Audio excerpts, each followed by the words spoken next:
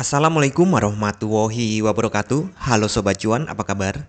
Semoga sehat selalu dan banyak rezeki. Jumpa lagi ya dengan saya Laras Lesdiantoro di edisi tanggal 21 Agustus tahun 2025.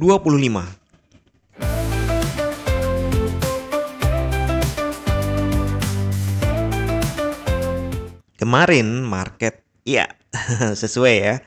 Saya pikir ada perubahan pergerakan harga dan benar tren bearish ini kemudian ditutup dengan impulsif bull gitu ya. Nah, apakah benar-benar jadi tren bullish? Targetnya ini sih, kalau dia lebih dari ini, high di sini 3.409, sekian, ya anggap aja 3.410, maka peluang untuk lanjut naik itu lebih besar. Tapi sebelumnya nih, kita lihat hari per hari dulu. Jadi hari kemarin itu terjadi impulsif bull, wajar jika terjadi koreksi. Hari ini open di atas open sebelumnya, tapi langsung target ya, high-nya udah dapat karena kemarin selisih antara close dan high itu mepet. Jadi kemarin boleh dibilang open di low, close di high. Iya, ada low yang lebih rendah sih memang, sekitar $5 lebih ya. Dan itu sudah cukup untuk dibilang dua arah, minimal di sesi Asia, karena ternyata sesi Eropa nggak usah nunggu sesi Amerika itu sudah mulai naik. Walaupun seperti dugaan saya nih, seperti yang saya sampaikan, nanti begitu Amerika mulai buka, harga bergeraknya kencang. Kelihatan memang gitu. Cuma untuk jelasinnya itu saya agak kesulitan karena lebih ke intuisi kali ya. Nah, kita lihat di sini sekarang tarik busur ke bawah. Ya walaupun targetnya udah dapet sebenarnya. Kemungkinan ini hanya tarik busur untuk kemudian lanjut. Nah, sebelum saya teruskan dengan analisa teknikal berikutnya, saya sampaikan dulu untuk hari ini kalender ekonominya. Wah, ini jam 7 pagi tadi nih sudah jalan. Si sorenya Amerika ya, Jackson Hole Symposium. Ada simposium di Jackson Hole gitu. Ini biasanya nih menyampaikan kondisi ekonomi Amerika saat ini. Nah, itu menjadi tolak ukur dari kebijakan-kebijakan The Fed. Terutama nih, apakah suku bunga mau diturunkan? Nah, kira-kira seperti itu. Kemudian nih, nah untuk nanti malam jam 19.30 ada continuing jobless claim. Biasa ya, setiap Kamis ya. Diperkirakan naik tipis dari 1.953.000 menjadi 1.960.000. Naiknya nggak banyak. Kemudian jobless claim yang inisialnya diperkirakan naik tipis juga dari 224.000 menjadi 225.000, 1.000 saja. Kemudian jobless claim for week average rata-rata selama 4 minggu. Wah, ini kok konsensusnya nggak muncul ya. Sebelumnya adalah 221.750. Tapi ini dari yang pertama dan kedua nih, continuing maupun inisial itu terjadi kenaikan walaupun tipis-tipis aja. Dan biasanya kalau kenaikan jobless claim itu buruk untuk ekonomi, biasanya baik untuk emas. Kemudian jam 20.45 ada S&P Global Manufacturing PMI. Diperkirakan ya turun tipis, lagi-lagi turun tipis dari 49,8 menjadi 49,5. Kemudian S&P Global Service PMI diperkirakan turun juga, turun tipis lega ini. Dari 55,7 menjadi 54,2. Existing home sales bulan Juli diperkirakan turun juga dari 3.930 menjadi 3.920 million ya, maksudnya juta, ini angkanya dalam juta. Kemudian existing home sales month on month perbandingan antar bulan diperkirakan, wah ini naik ya, minus soalnya, dari minus 2,7% menjadi minus 0,2. Overall ini nggak bagus di ekonomi, biasanya baik untuk emas. Tapi ya kita tunggulah nanti berita atau data mana yang akan digoreng lagi.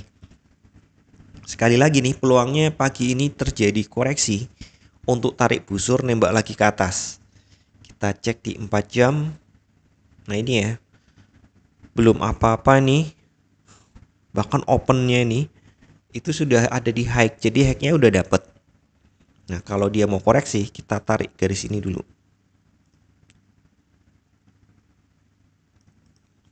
Ya secara trade tracement ini koreksi awal sudah tercapai, 23,6%-nya sudah terlewat.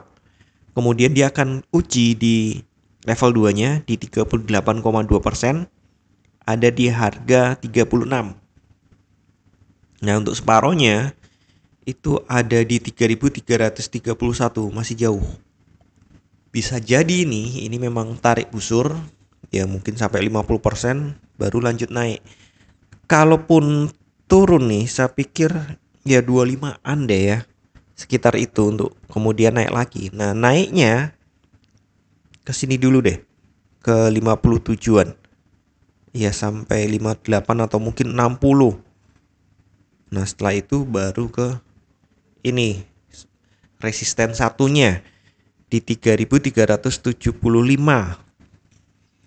Kemudian resisten 2 di 400, ya deket-deket ini 400.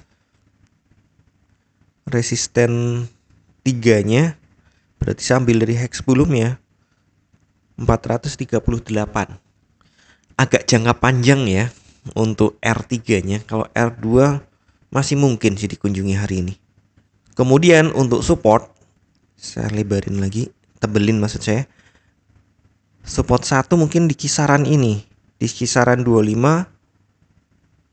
Kemudian support 2, saya pikir sih bulat sih di 3.300 psikologi level ya.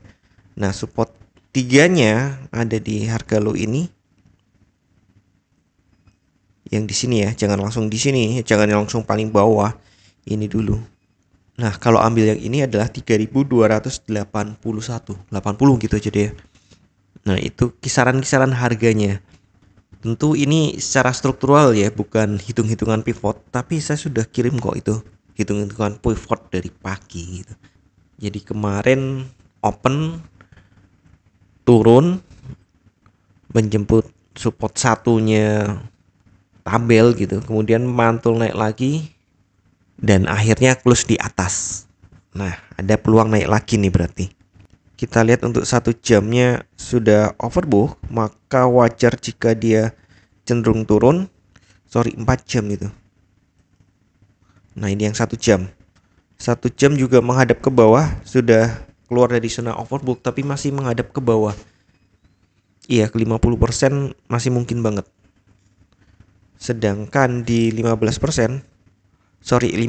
menit gitu, itu sudah oversold. Nah, tergantung nih nanti time frame berapa yang bakalan diikutin oleh para pelaku pasar. Kita harus sedikit lebih waspada. Hati-hati banget ya, ini market tidak dalam tren yang jelas dan masih terjebak di dalam zona sideways. Ya, walaupun itu sideways besar ya. Jadi paling lari-larinya di tengah, naik sampai benturan sideways, turun sampai benturan sideways lagi yang bawah. Tapi seperti biasa ya, saya ingatkan kembali, tidak ada satupun analisa yang 100% benar. Anda tetap harus bijak dalam bertransaksi, atur volume transaksi Anda agar sesuai dengan kekuatan dana Anda, dan siapkan money management agar jika ternyata harga bergerak tidak sesuai dengan prediksi atau posisi terbuka Anda, maka Anda bisa segera melakukan antisipasi secara cepat dan tepat. Oke, sekian dulu informasi dari saya. Semoga kita semua cuan hari ini lancar, berkah, manfaat, dan tetap sehat. Amin. Wassalamualaikum warahmatullahi wabarakatuh. Equity World Futures bawa